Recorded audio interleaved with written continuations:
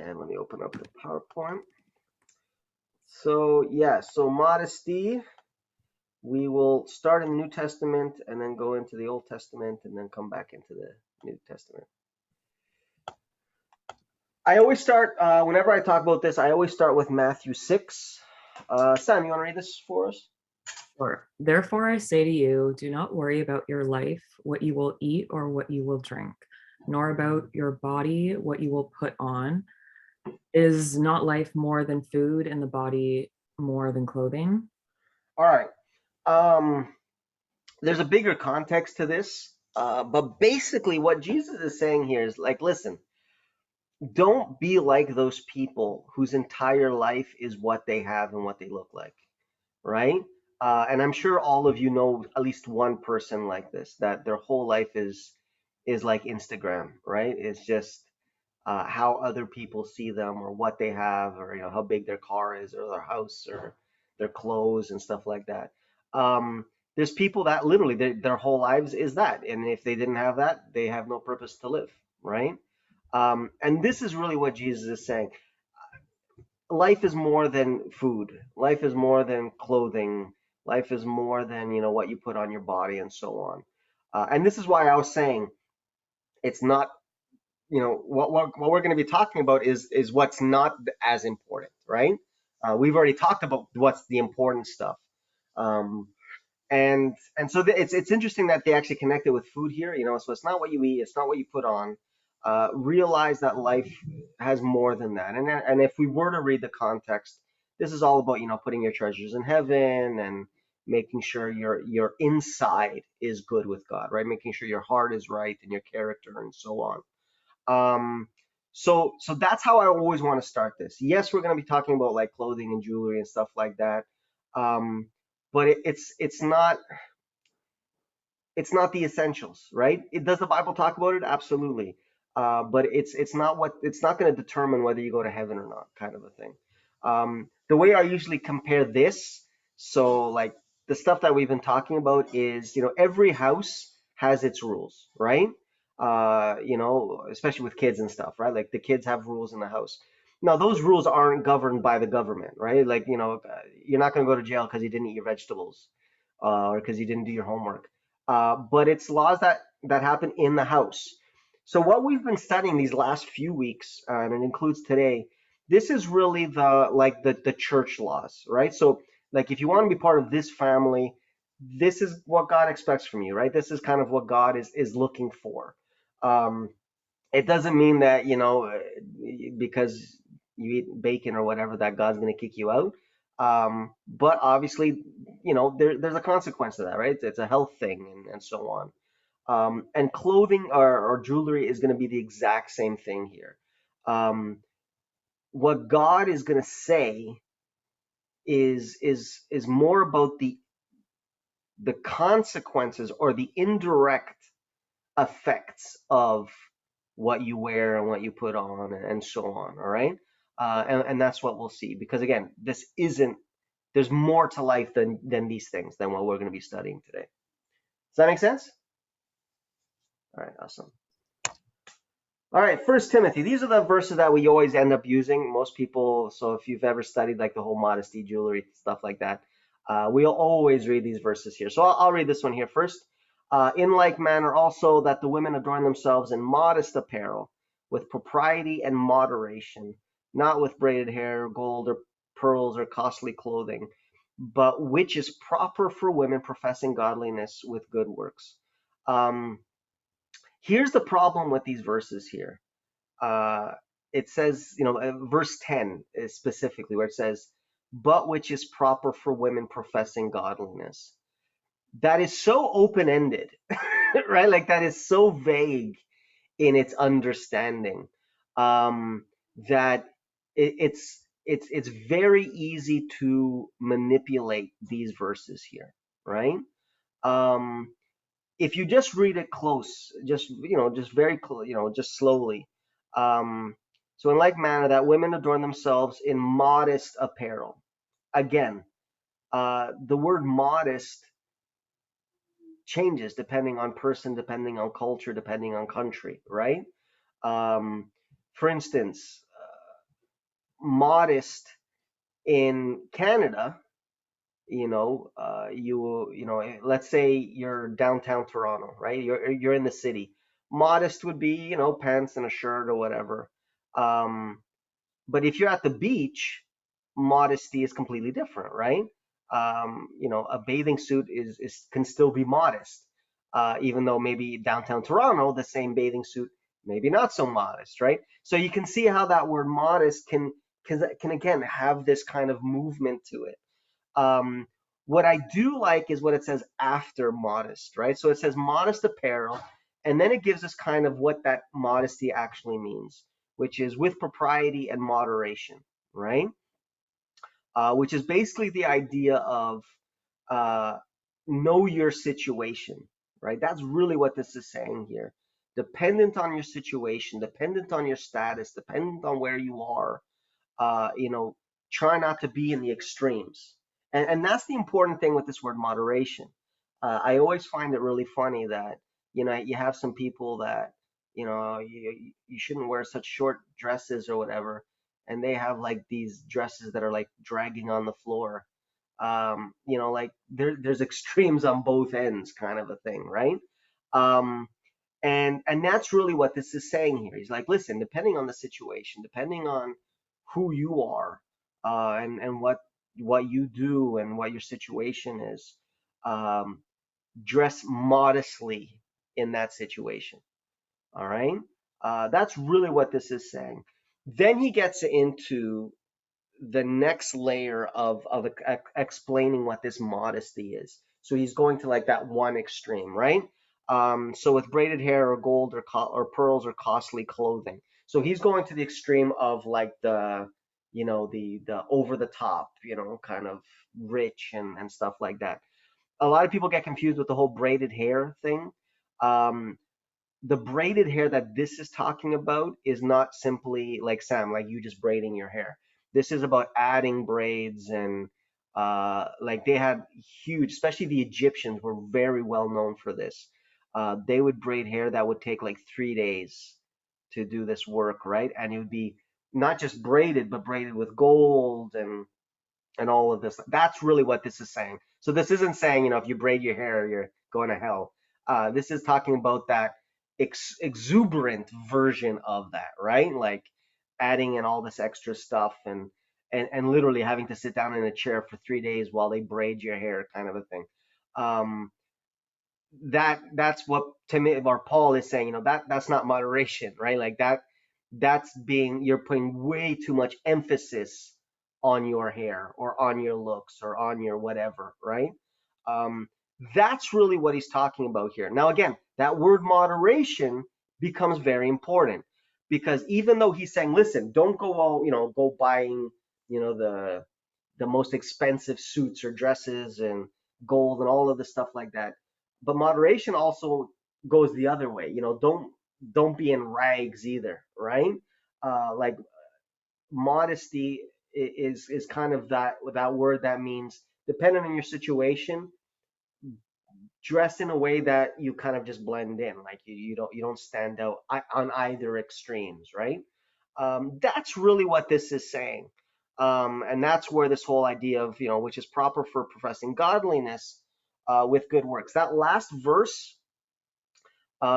isn't well explained here. The next verse we're going to read will explain verse 10 a lot better. All right, so I'm not even going to explain it here. I'm gonna keep it for the next verse, the next slide that we'll be reading. But do you kind of understand what verse 9 is saying? All right, um, it's it's very liquid here, right? Like it's very movable and vague, to be honest, right? Uh, now, what's interesting is Paul is making it very clear that there is a standard, right? Like there are extremes, and he's basically saying, avoid the extremes. But this whole idea of, modest, of moderation, propriety, the wording that he's using is also telling you that there is still a range, right? Like there is still kind of this range that you can live within that should be acceptable, right? Like not everyone should just look exactly the same. Like the whole world shouldn't be just nuns and priests, kind of a thing, right? Like with their robes and stuff. Like there is, a range there as to what is considered modest and proprietary and things like that. All right. But yeah, so verse 10, let me read it again and then we'll get into the next verse. But which is proper for women professing godliness with good works. All right. So let's see what that actually means. Let's see what that actually means. And First Peter explains it a lot better. Sam, you want to read this again for us? Do not let your adornment be merely outward, arranging the hair, wearing gold, or putting on fine apparel. Rather, let it be the hidden person of the heart, with the incorruptible beauty of a gentle and quiet spirit, which is very precious in the sight of God. All right. Peter does actually a lot better job of explaining, this idea. He uses a lot of the same words, right? Wearing gold, arranging the hair. That's going back to that braiding thing that we talked about, and putting on fine apparel, which is another word of saying rich clothing, right? Um, what Peter is really saying, and this goes actually back to what Jesus said, is this: um, you can't put more emphasis on the outside of yourself than the inside, right? Um, it's always more important to work on the inside of you than the outside. And I mean, man, we live in a perfect society nowadays to understand this, right?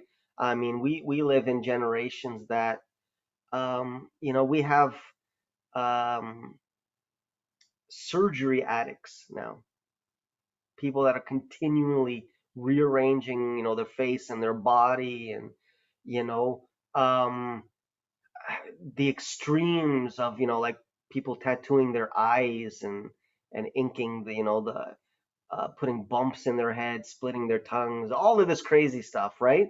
Um, and more and more, and this is because of social media, right? Like it's our lives are not based on that picture, right? And so the outside of the person literally becomes more important than the person themselves, right? As long as you appear to be this good person. And that's really what Peter is saying. He's like, listen, um, don't spend your time and your resources and your energy and all of this stuff on the outside of yourself. Again, you would have to go back to Paul with the whole modest and moderation part. He's not saying never wash your face again. He's not saying kind of just let your hair do whatever. But do whatever you have to do on the outside, so that you can then work on the inside, right? That's really what he's saying here. He gives it a deeper meaning as well, which we're going to talk a little bit more right at the end, where he says, rather let it be the hidden person of the heart. So again, he emphasizes the heart there with the incorruptible beauty of a gentle and quiet spirit, which is very precious in the sight of God. What he's actually saying there is this. Um, well, think about it. Why do you put on nice clothes? Or why do you put on jewelry? Why do you, get a nice, fancy haircut or whatever? We do it to look better, right? Like that's the idea. No one does it to look worse, right? Um, at least I don't think so. So some people you'd have to second guess, um, but in most cases you're doing it to, and I hear this all the time, especially from women. It makes me feel better, right? It makes me feel better when I dress up a bit, when I look nicer, when I work on myself a bit. Um, and again, this is where moderation again comes in. Um, it's good to feel good about yourself, right? It is good to keep yourself up and to make yourself, look nice and so on. Um, but what verse 4 is really saying is at the end of the day, who you are on the inside is still more beautiful than anything you can do on the outside, right?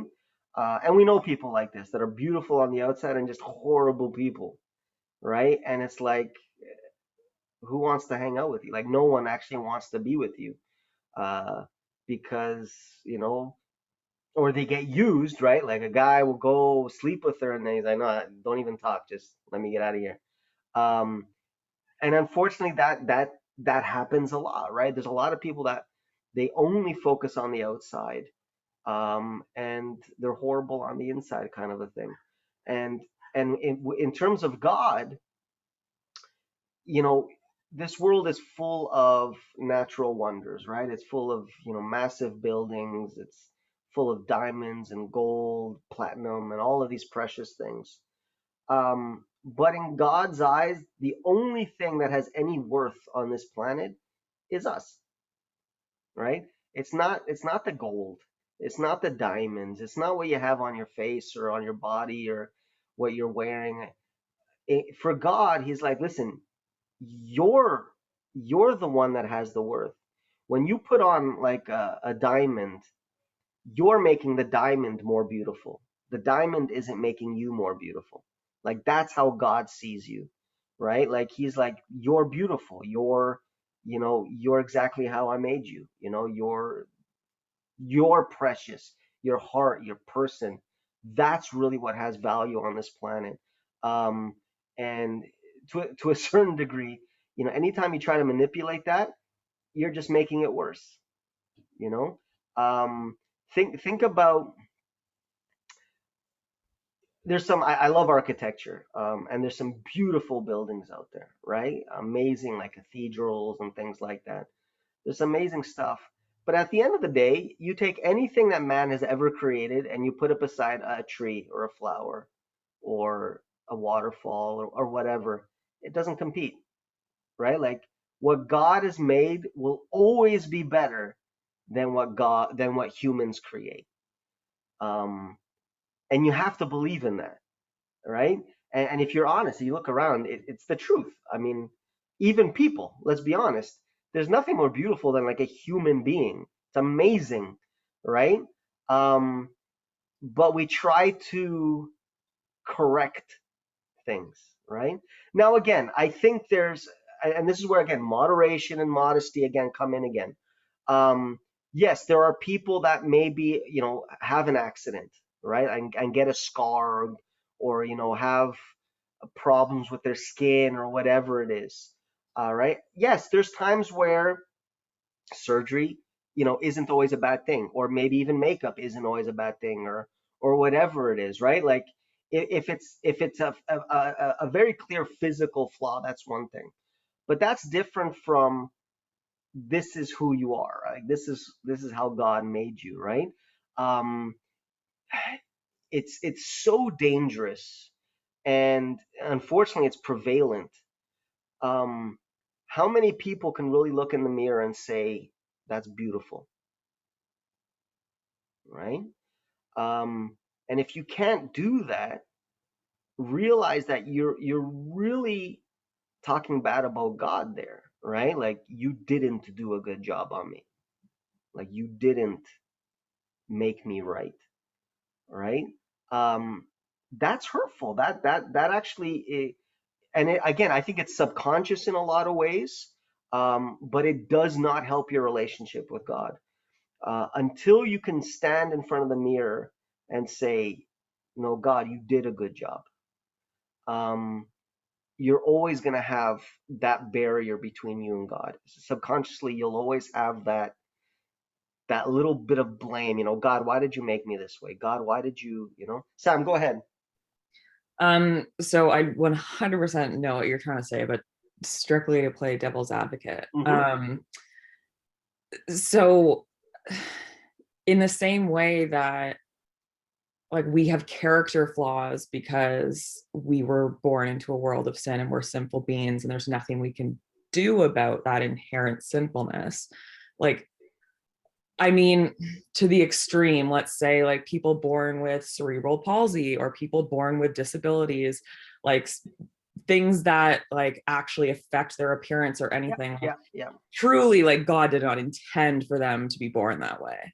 Absolutely. No, and again, this is where I always make sure I put that Paul verse in there first, right? There is that thing, right? Absolutely. Yeah, we are born into a world of sin, which means we carry the scars of that, right? We can be born with deformities, right? With things like that. And that's why I'm not saying that, if it's possible, if you can fix those flaws, right? Like, I know there's people that have that, their lips don't fully close. Fix that, right? Like, or with teeth or whatever it is, there's nothing wrong with that, because it's clear that, yes, because of sin, these variations happen. At the same time, um, you still have to accept what God has done for you, right? Um, there's something very important with accepting yourself, right? Um, and the fact is, even in terms of change, you can't do that until you accept, okay, this is who I am, right? Now, let's see what I can change and what I can't, right? Um, and and again, this is why I'm saying it's all about that whole very vague word of moderation, and your circumstance, and where you are and what your possibilities are, and so on. But at the end of the day,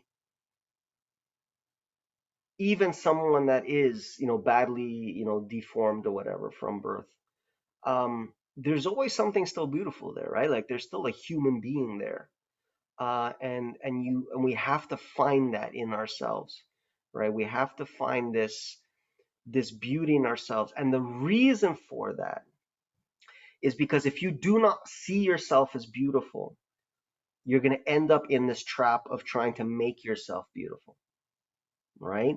And this is where it becomes this addiction in your life, right? This is where makeup and jewelry and surgeries and these extreme diets and this and this and that can really overtake your life, because you cannot accept the fact that, listen, yeah, I'm not perfect. No one is on this world, but God has still made me beautiful.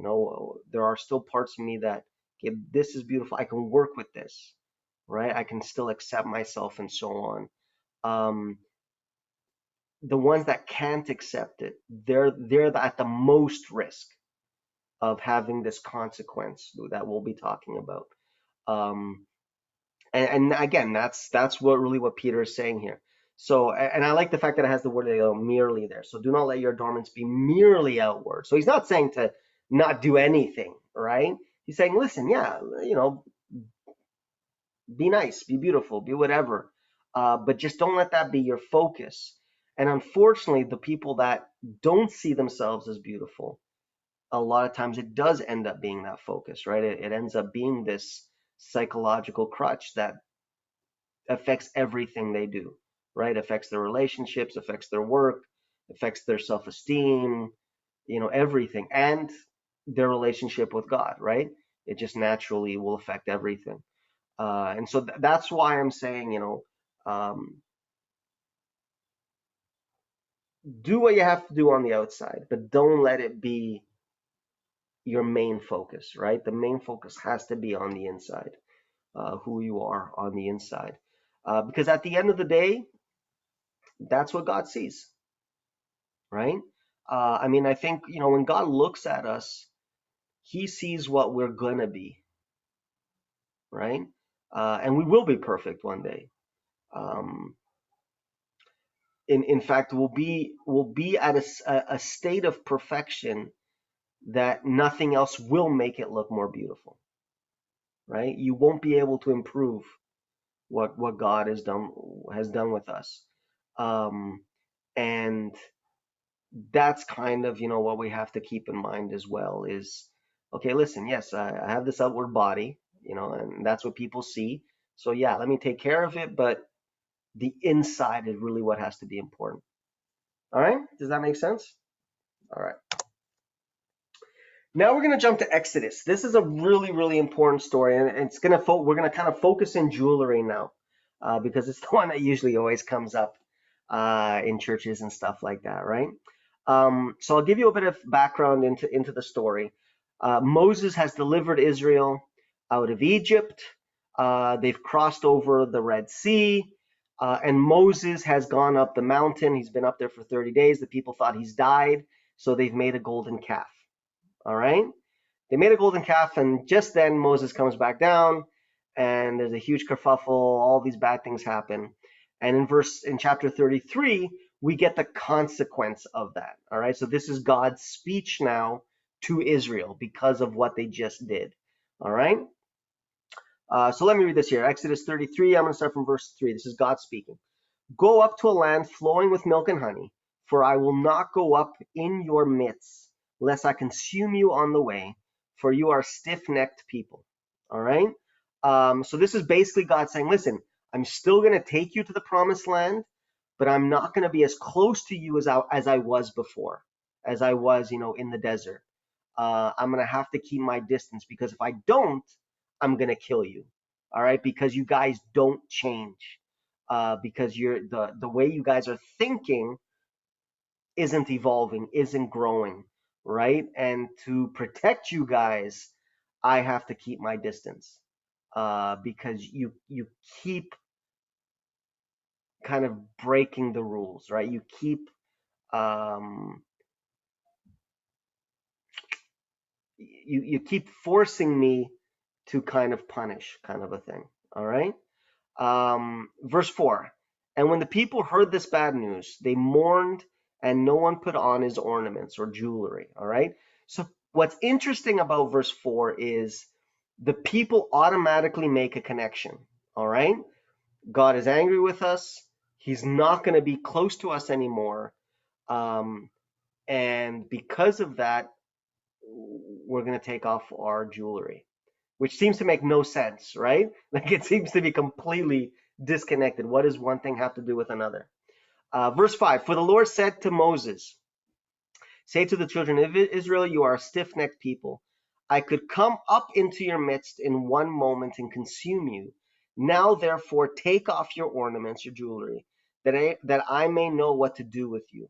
So the children of Israel stripped themselves of their ornaments by Mount Horeb. All right. This is from the New King James, and it's a decent translation, but it's not quite accurate enough. I'm going to show you a few other versions, because there's a slight context here in this verse 6.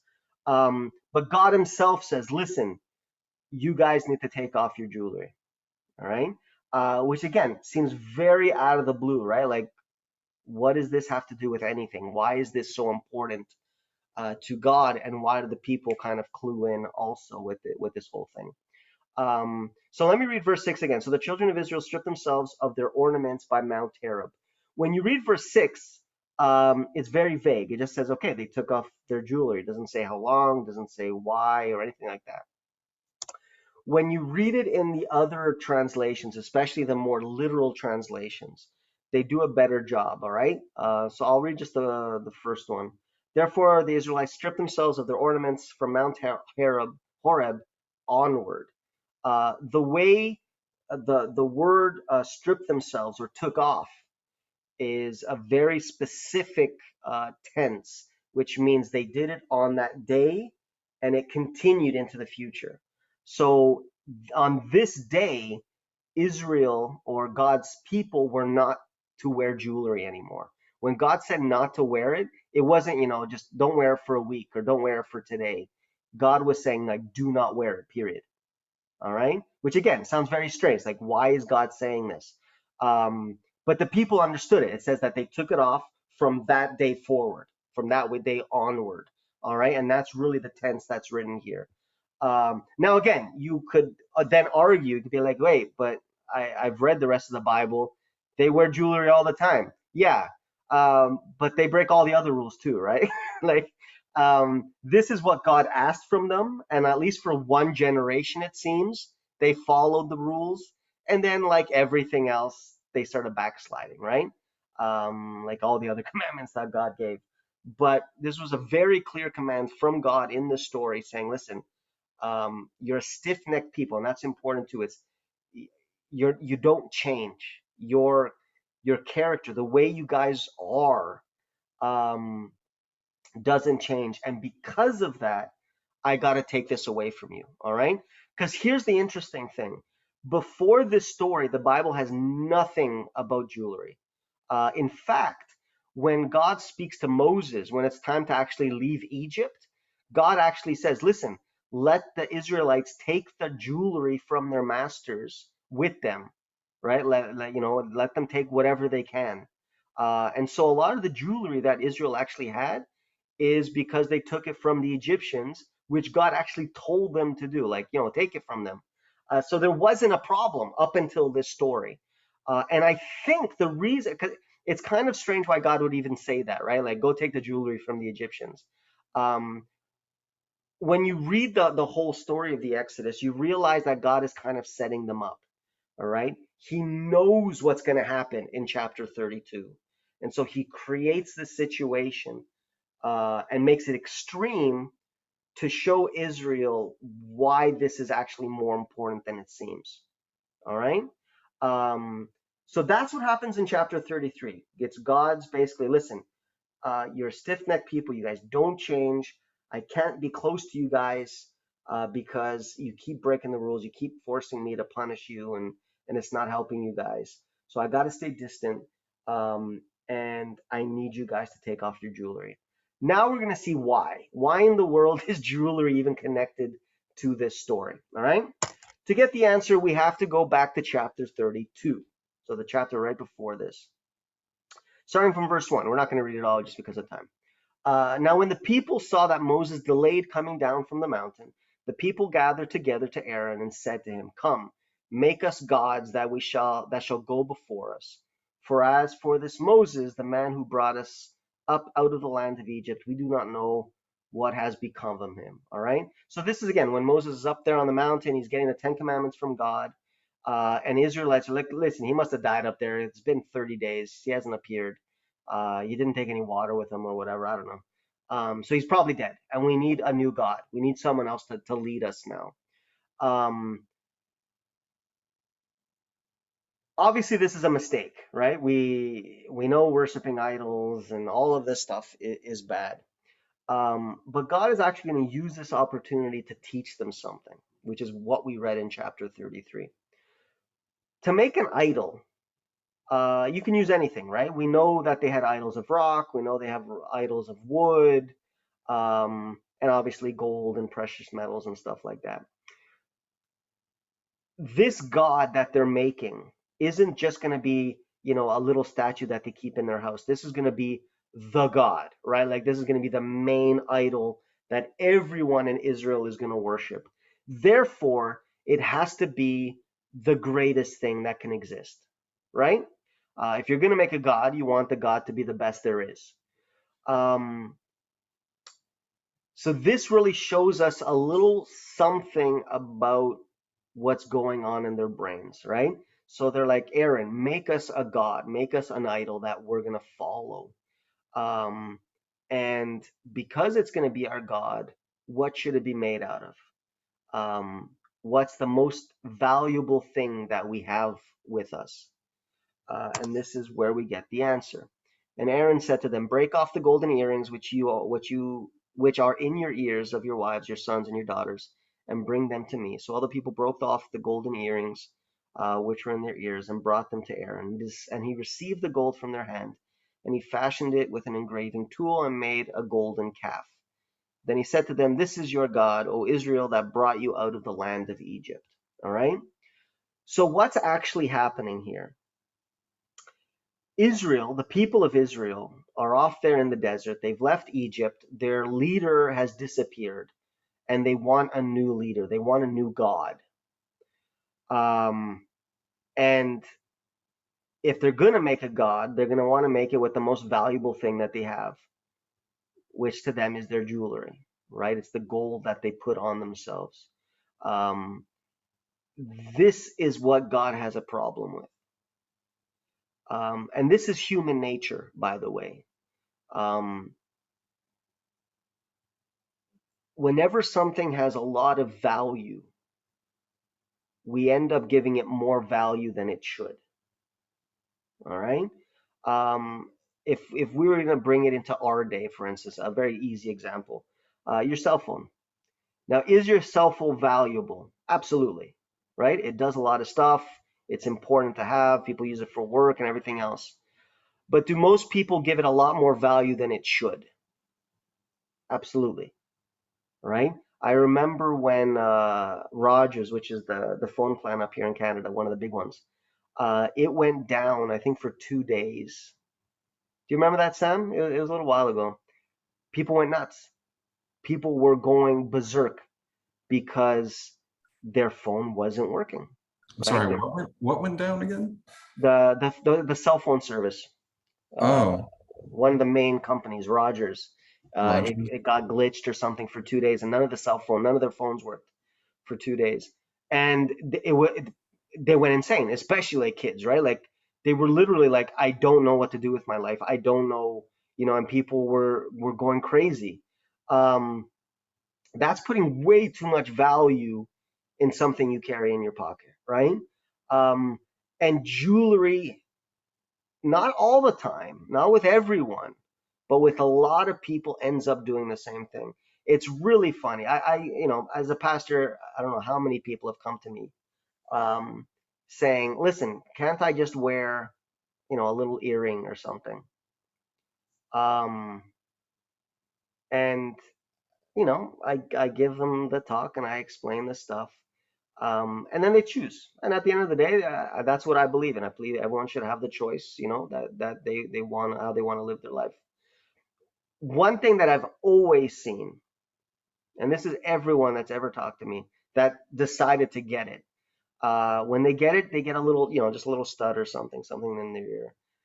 Within a year, it's not just a little stud anymore, right? It grows and it expands and it becomes a necklace and a bracelet and a ring and a second earring and you know, um, that's how humans are. It, it, we like to say, oh no, it's not important. It's just something that, but it is important. I know women that will not go outside unless, they put their jewelry on. Like they just won't do it. Like they physically won't do it. Um, that's a problem, right? Like that's you're you're giving this thing that has some intrinsical value to it, right? It is gold, but you're making it of more value than it should be. And this is really what God was trying to explain to Israel. He's like, listen, this jewelry that you guys took from the Egyptians. And it's interesting that that's what they decided to take, right? They didn't take goats or what. No, they took the jewelry from them because again, that's what they saw as this is what has the most value in this world. And when it came time to make a god, what did they use? The thing that has the most value in this world. They made it out of their jewelry, right? Um, and this is what God was trying to show them. He's like, listen, you guys don't change.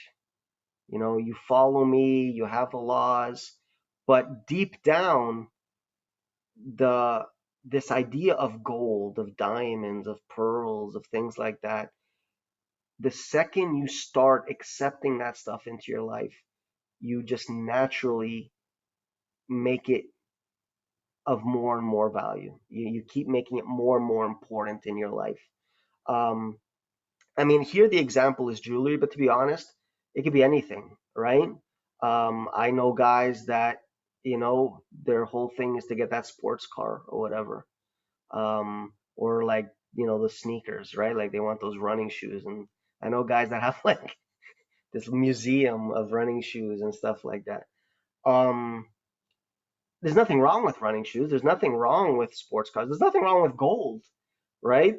Um, the problem, and this is what God was trying to tell them, is listen, you guys don't change. There's something like inherent in the human being that if you start wearing this stuff, you're just naturally going to keep giving it more and more value until you're worshiping it. The same way people worship their phones. It's not an idol. It's not, you're not actually praying to it, but you're worshiping it, right? You're turning this thing into something that, oh, I can't leave it unless I have this, right? I can't do this unless I do this.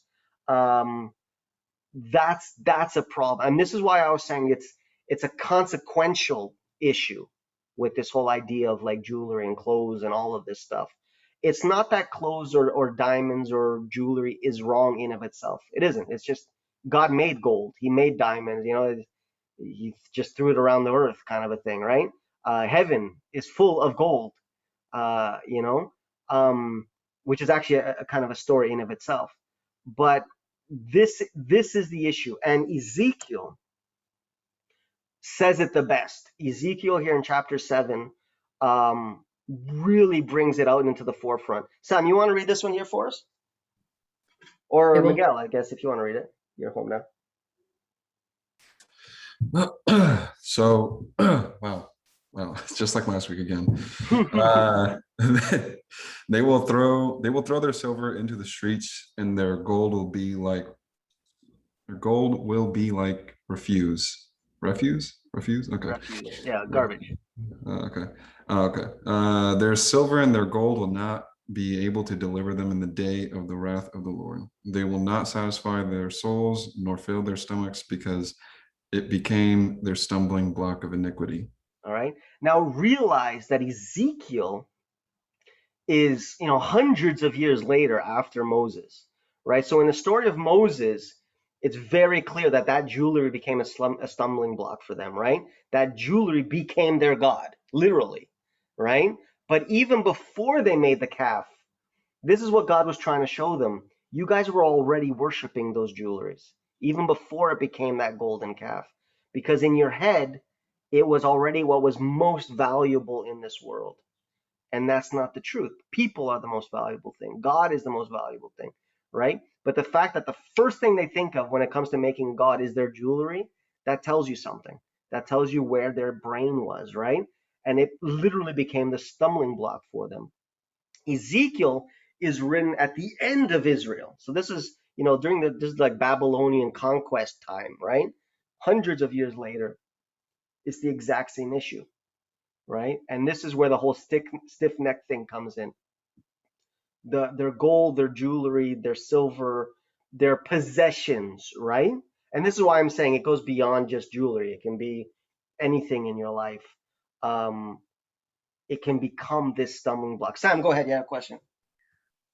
I guess part of me is just thinking that if they were giving their jewelry and their gold to Aaron to make this calf, like, could they not be thinking this is something that will last forever? Like, it's not like wood that's going to rot. It's not like a goat that's going to die. This is something that will sustain whatever. And you're giving it away. Like, you're not like, no, this is my precious possession. You're like, no, perfect. Take it. Yeah. Kind of, except in those days, especially with idol worship, the idea of, well, think about it. My God is partly made out of my possessions. Like, I'm physically part of its creation.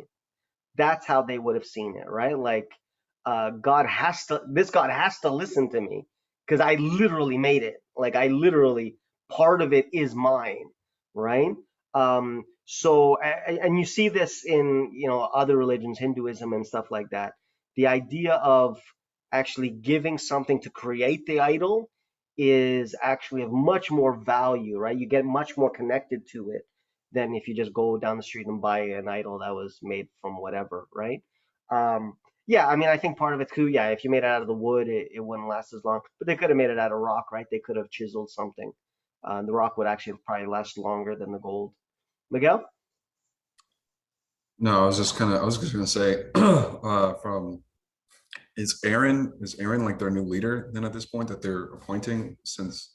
Yeah, and he already kind of was the leader. Okay. When you read the Exodus, you'll remember that Moses had a speaking impediment, right?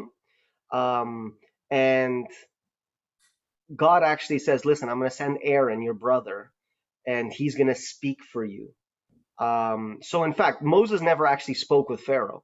Moses would speak to Aaron, and Aaron would speak to Pharaoh. And with the children of Israel, it's probably the same way. He would speak to Aaron, and Aaron would be actually the one speaking to them. Because I spoke about this yesterday at a quick worship. Um, the people literally were turning Moses into God.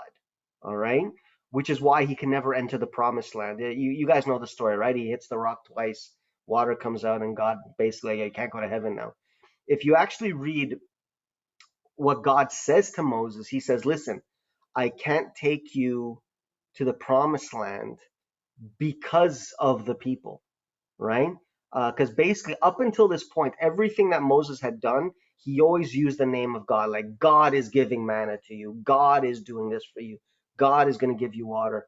This is the one time where he doesn't use God. He's like, I'm going to do this. Like, I hit the rock and water came out, um, which would have pushed the people over the edge. And it would have been like, hey, Moses is God. You know, he did it with his own power, which is strange why God would even allow, like, why did water come out? Right? Like, it shouldn't have. But the fact that God allows Moses to have that moment, but it's because they were literally turning him into God, and that's why he couldn't go to the promised land. If he did, it wouldn't have been God that brought them into the promised land. It would have been Moses that brought them into the promised land. And he's like, because you took it one step way too far, um, I can't let you be the hero of this story, because they will literally worship you.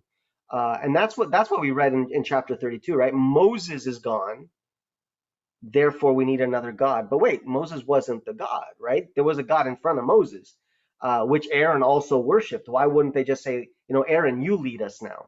They don't do that. They say, no, Moses basically was that God, right? They were making that very clear connection there.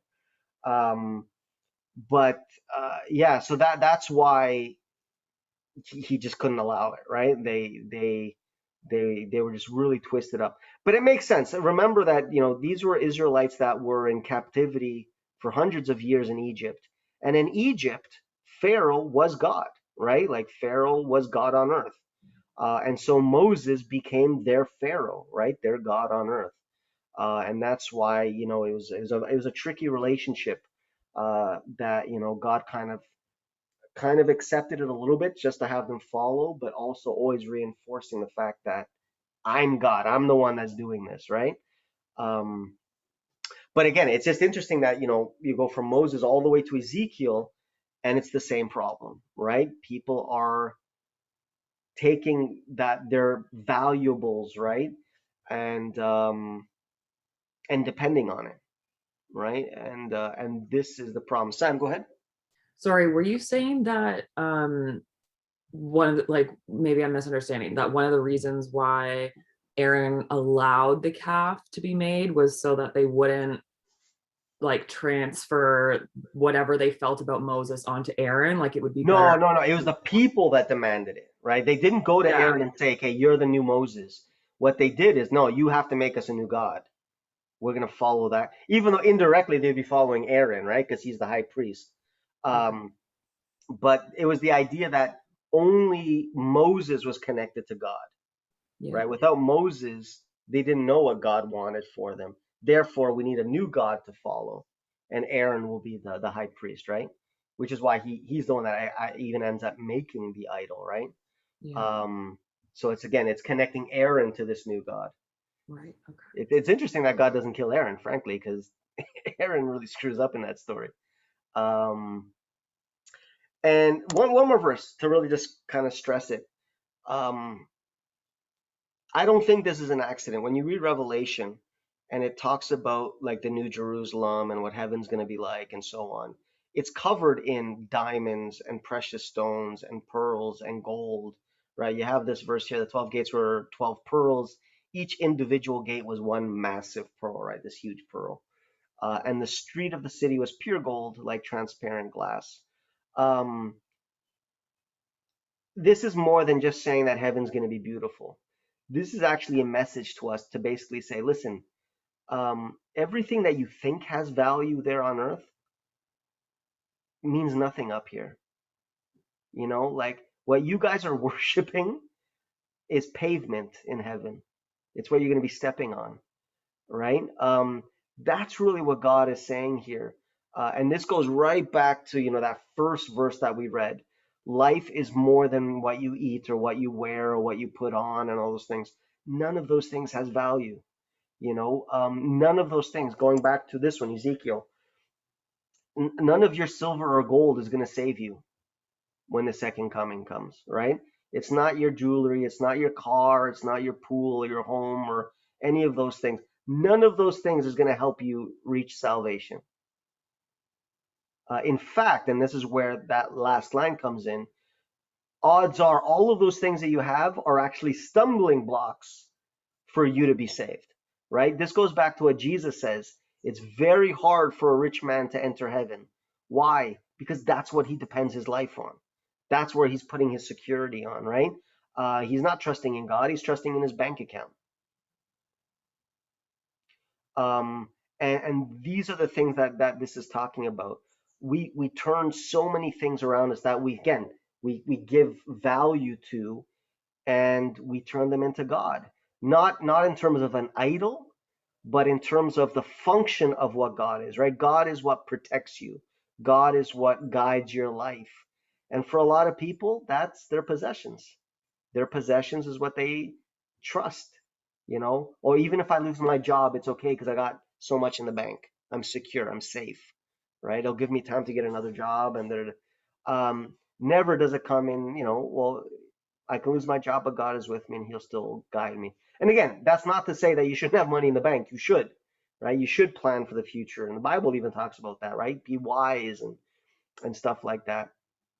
But what this is really saying is don't give more value to things that really don't deserve that much value. All right. So again, this isn't saying, not to have money, not to have, a car or whatever.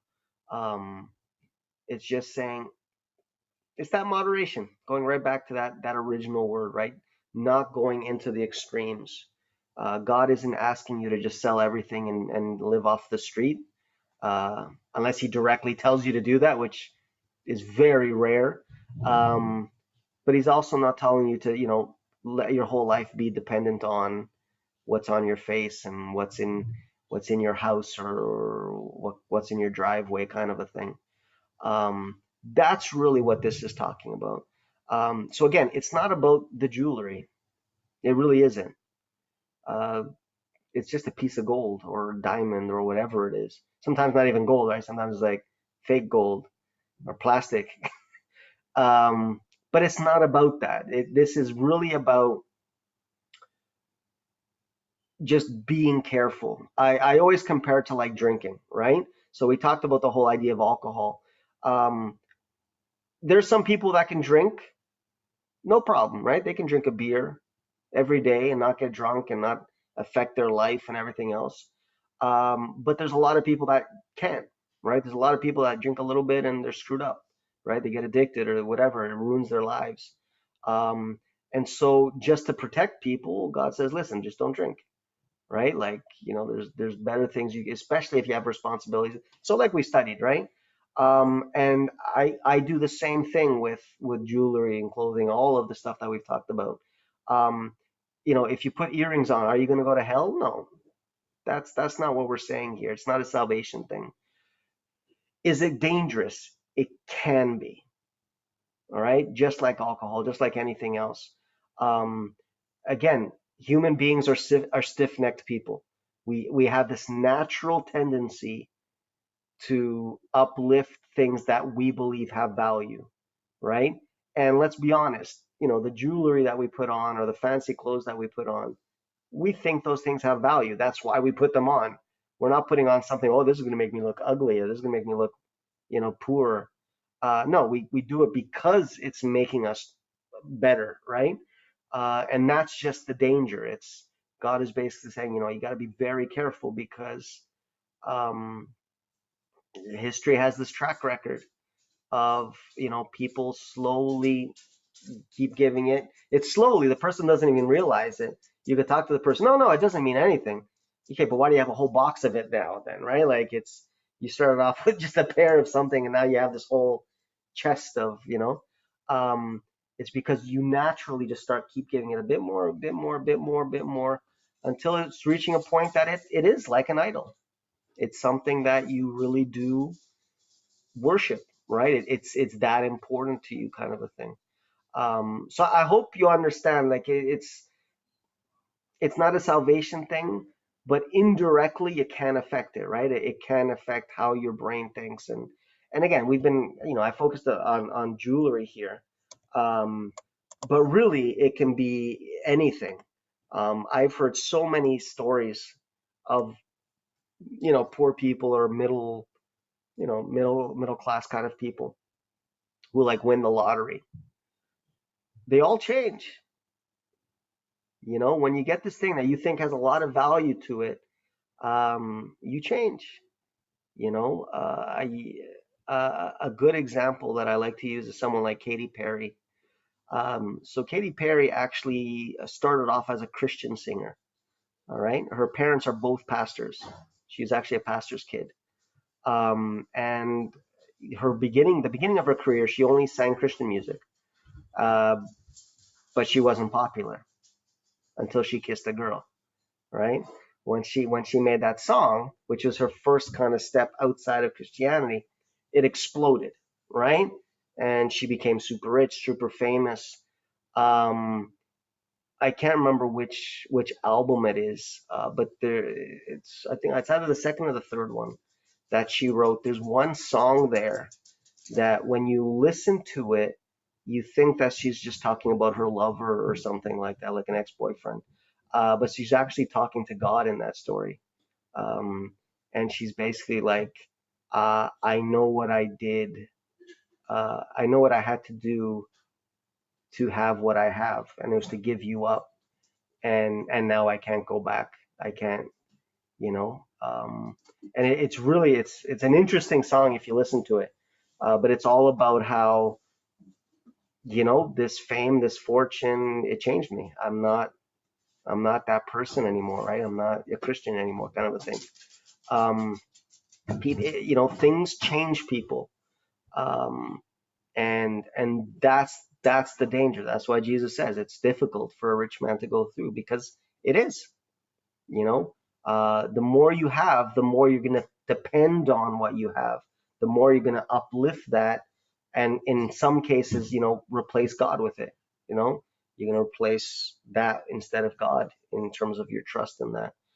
So that's really what this is about. Now, depending on the church, they have their rules, right? I don't know if you've ever been to churches like that where, like, oh, you can't wear jewelry. Those are house rules at the end of the day, to be honest. The verses that we've read, that's really what the verses that talk about jewelry and stuff like that. It's very clear that it's not a salvation thing. It's very clear that it's not, this is what's going to determine whether you go to heaven or not. But again, when you do study it, it is just that. It's God basically saying, listen, I made you, and I know what's best for you. I know what's going to hurt you, and I know what's not going to hurt you. Just like a car manual, right? Like when it tells you to put Supreme gas in the car, that's because you're supposed to put Supreme, right? You put regular, you might not notice anything in the beginning, but trust me, after a while, you'll get the consequence of that, right? And that's the Bible. The Bible is basically, that's our manual, right? God's saying, listen, I made you. I know what can influence you in a negative way. And so I'm counseling you to avoid it, right? I'm counseling you to stay away from this stuff. Doesn't mean I won't accept you, right? If you end up doing it, but realize that it could hurt our relationship, right? It could hurt, that closeness that we have, because unfortunately, there's a lot of things that, the devil will use it, right? We haven't talked about that side of it, the fact that the devil will use any opportunity he can, right? And any tool that he can to change us. So yeah, that's kind of, hopefully you guys got that. Any questions at all about that? So I'm just gonna, like, I don't know, for me, I'm trying to summarize it in my own words. Yeah, So yeah, basically, it's okay to have, jewelry or whatever, but as long as you don't like put it above God type thing, like where you don't like, I'm not sure what I'm trying to say here, but like idolize it or just kind of like make that your priority. or something like that, or put it on a pedestal. Yeah, really, that is what it is at the end. I would only add the one extra layer, which is because of that, God suggests that, you know what, it's better just not having it in the first place. Don't have that temptation, right? Don't open that door. But again, it's exactly what you're saying. If you do end up doing it, right? And this is why I say everyone should have their choice, right? Everyone should, everyone has their own mind and their relationship with God, and should be able to live that way, right? But just realize that it's just that one risk that you're adding in, into your life, kind of a thing. But yeah, absolutely, absolutely, it's that. Um, all right, I think that's where I'm going to wrap it up. Next week, we are going to be talking about the ordinances. All right, so we know in the Old Testament there was quite a few like traditions and ceremonies and stuff like that, right? Like sacrifices and circumcision and all of these. There's literally hundreds of them. The question a lot of people have nowadays, or as Christians, is, okay, do we have any? Like, is there anything that? Because we know a lot of them ended with Jesus, right? When Jesus dies on the cross, a lot of those ceremonies ended, and then the question is, okay, well, what are we supposed to keep, right? What are the ordinances that the Bible actually teaches? And there's actually very few of them, and you guys probably already know what they are. But we'll just go over that. And I think I got to double check it again. I think there might be one or two more kind of studies in general. Once we're done that, we're gonna jump into like prophecy. So we'll get into like Daniel and Revelation and stuff like that. Kind of in a general sense, anyways. And then we can get as deep as you guys want to, I guess. But I want to give at least the kind of the foundational, so that what I like to do is, give you the basics, so that if you read it, you'll be like, okay, I know what the keys are to understand this, right? So you should be able to even read it by yourself and be like, okay, I think this means this, I think this means that, and so on. But yeah, I mean, these last, I don't know how many we've done right now, but that's really the foundation. Everything that we've studied until now is really the foundation. After next week, it's pretty much all of it, right? There are some detail stuff. I mean, and that's why I tell you guys, if you have ever, any ideas for a Bible study, I can do it. But deep down, like these are the core ones that really make up the Bible. So yeah, let's pray. I'm gonna stop recording.